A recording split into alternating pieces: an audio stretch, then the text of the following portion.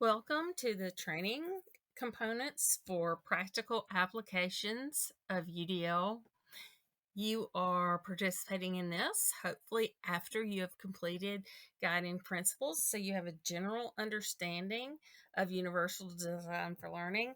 But in this training, we're going to go through and talk about, okay, how do I implement this in my classroom? This training is sponsored by Reach Mississippi. Reach is realizing excellence for all children in Mississippi, and we are the state personnel development grant. We've been around since 2005, and we are operated by the University of Southern Mississippi. We focus on universal design for learning, PBIS, and social emotional learning. Reach Mississippi has two goals. Goal one is to increase the percentage of K-12 students with disabilities, and by the way, without disabilities, who are showing growth in ELA and math. So our approach for helping you to improve those scores, especially for your lower performing students or those students in the margins, like we talked about in guiding principles, is to implement universal design for learning.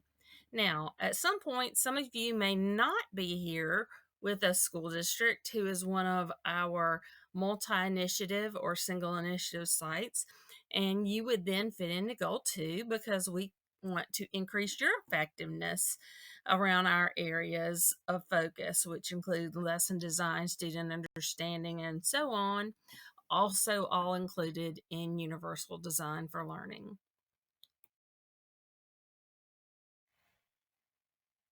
There are 9 modules in this training, actually 10 if you count this one, but this is module 0, the training overview. So this should only take you about a half an hour to get yourself acquainted with this online portion of your training and coaching. Then you will go through each one in order. Some of you who are working with one of our Reach Mississippi specialists will have certain due dates. Others, I'm going to talk to you about when the whole training must be completed a little bit later. If you are interested in getting educational credits for this training, that includes CEUs, SEMIs, or OSLs. These are the requirements. There is a pre-test and a pre-training survey that you have to do at the end of this module. You won't be allowed to move on to module 1 until these are complete. This and any other requirements that are listed in the module 0. Also, you can't retake the pretest. So if you don't like what you made on the pretest, don't stress, don't worry about it. It is the pretest. That just means that there's room for growth by the time you take the post test. At the end of each module, there will be an assessment to complete. Most of the time, it's a little short quiz. The links to those assessments are at the bottom of the module. You will have to make a 70% or higher before you can move on to the next module. However, unlike the pretest, these end of module assessments you can take as many times as you want. There also, at the very end of the training, is a post test and a post training survey. Both of those must be completed before we can recommend you for the educational credits. Throughout the modules, there are also discussion boards. If there is a discussion board in the module, you must contribute to the discussion board, that is, make a post or a reply before being allowed to move on. And you have about 5 months to complete this training. If you are one of our multi-initiative or single initiative sites that are working with one of our Reach Mississippi specialists, they will have a timeline that they want you to follow when completing and moving through the module. But everyone, regardless of whether you're with one of our cohorts or not, this time you have to complete by the date on your screen.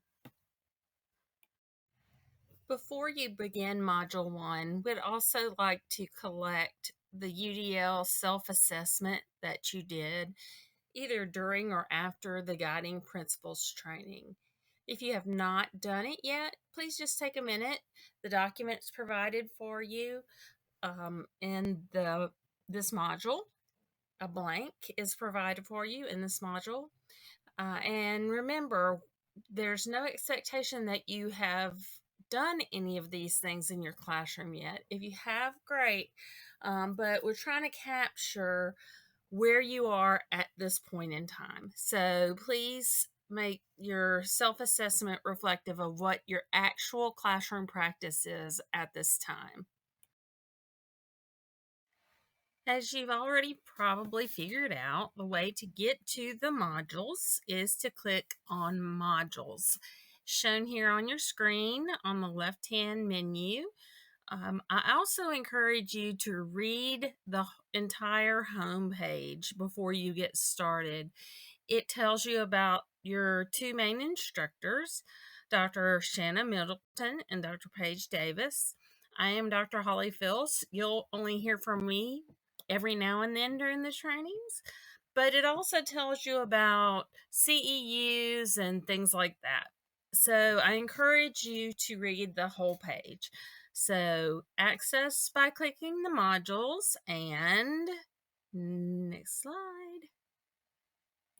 Make sure you scroll down and read all of the information on the home page. So you're going to hear this in module 0 and the very last module, but we want to make sure that you hear it. So you're hearing this exact same recording twice. But I want to make sure that you understand that at the end of the course, so after the ending date of the course, you're going to get an email from us within 10 business days. It's going to give you very explicit directions on how to apply for your CEUs or your semis or your OSLs. You're going to have to log in to your SRESA account and upload it into your account for CEUs, semis, or OSLs. But like I said, very detailed instructions will be sent to you. Now, once you finish the course and we send you the link, you have a maximum of 6 months to apply for CEUs, but you only have 30 days to request semis or OSLs. After you complete the course and we send the rosters to those places, it's kind of out of our hands. So make sure that you read and follow the directions that we send you very carefully. This training includes about 13 contact hours. That means it's going to take you over all the modules about 13 hours to complete. It is eligible for 1.3 CEUs, 10 semis, or 1 OSL.